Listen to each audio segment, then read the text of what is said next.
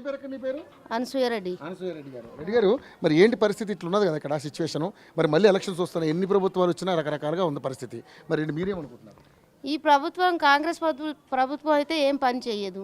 ఇక తెలంగాణ వచ్చినాక ఏమైనా చేసి చేయవచ్చు అని కేసీఆర్ మీద ఒక నమ్మకం అంతే. అంతే అంతే. మళ్ళీ ఆ ప్రభుత్వం గురించి చూస్తున్నారా? మరి దాని గురించి చూస్తాము. తను వచ్చి ఏమన్నా మాకు హెల్ప్ చేశాను, కానీ కాంగ్రెస్ ఏం హెల్ప్ చేసింది? అదేంటి మరి ప్రజాపాలన అంటుందిగా కాంగ్రెస్? ఏం చేసింది ప్రజాపాలన? 6 ఇచ్చింది వాదాలు, 6 వాదాల్లో ఏం చేసింది? ఏం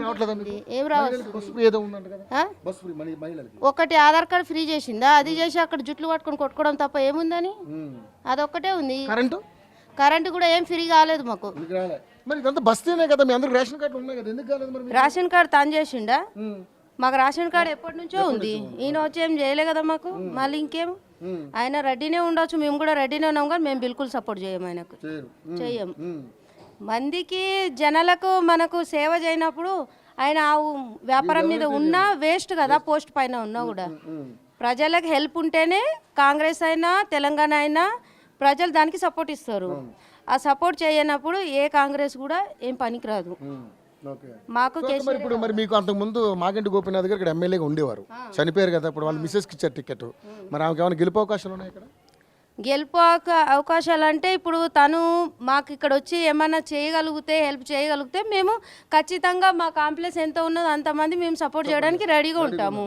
మేము ఆయనకు కూడా నేను మాట్లాడినప్పుడు, ఈ ఆయన బతికినప్పుడు పిలిచినా ఇక్కడ మోరి చూడడానికి 2 సార్లు అని పిలిచినా కూడా తను కూడా వస్తానని చెప్పి అస్సలు రాలేదు. కాబట్టి మాకు ఏ దాని మీద కూడా నమ్మకం అనేది చచ్చిపోయింది. మూడు పార్టీల మీద కూడా చచ్చిపోయింది. మా గల్లీలో ఉన్నవాళ్ళు మేమే కొట్లాడుకొని ఉంటున్నాం ఇక్కడ.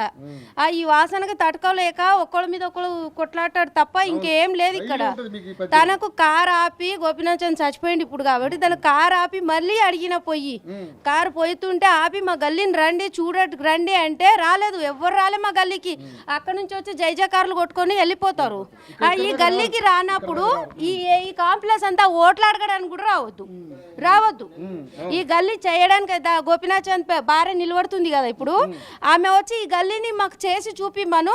మేము ఈ 40 ఇండ్లు ఉన్న ఓట్లన్నీ ఆమెకేస్తాము. నవీన్ యాదవ్ కూడా ఉన్నాడు కదా కాంగ్రెస్ పార్టీ నుంచి. తను మేము ఏం చూడలేదు, ఎప్పుడు మా దగ్గర రాలేదు మాకు తెలియదు. దీపక్ రెడ్డి కూడా మీకు తెలియదా? ఎవరు తెలియదు, మాకు రాలేదు. మా దగ్గరికి ఇక్కడికి రాలేదు. మా గల్లీకి అయితే ఎవరు రాలేదు. మాకైతే వచ్చిన వాళ్ళ గురించే చెప్తాము. వచ్చిండు గోపీనాథ్ చంద్ వచ్చిండు. ఇక్కడ గల్లీ అంతా వచ్చి ఇక్కడ అంతా జెండాలు తీసుకొని తిరిగిరు, కానీ అక్కడ వరకు పోయి రోడ్ల మీద నిలబడి మేము బతిమలాడినాం. లేడీస్ అంతా పోయి కార్ని అడ్డంగా నిలబడి ఆపేసి తను లోపల నుంచి దిగి వచ్చి వస్తామా వారం లోపల వస్తాం, మీ గల్లీని చూస్తా చేస్తా అన్నాడు. ఇక తానే పోయిండు. ఆయన చెయ్యలేదు. పోయిన సంవత్సరం గొడవ పెట్టుకున్నాం కానీ చెయ్యలే. ఇప్పుడు వాళ్ళ భార్య వస్తుందంట, మళ్ళీ వాళ్ళ భార్య వచ్చి ఇక్కడ చేస్తేనే మేము నమ్ముతాము, చేయకపోతే మేము ఎవ్వరిని నమ్మం. ఓటేం చేయడం మాకు నచ్చిన వాళ్ళకి వేస్తాం. వేసేటప్పుడు మాకు హెల్ప్ చేస్తే ఖచ్చితంగా తనకే వేస్తాం. మేము కాంగ్రెస్ తరపున అయితే లేము, మేము తెలంగాణకే వేస్తాం. ఎవరైనా నిలబడని.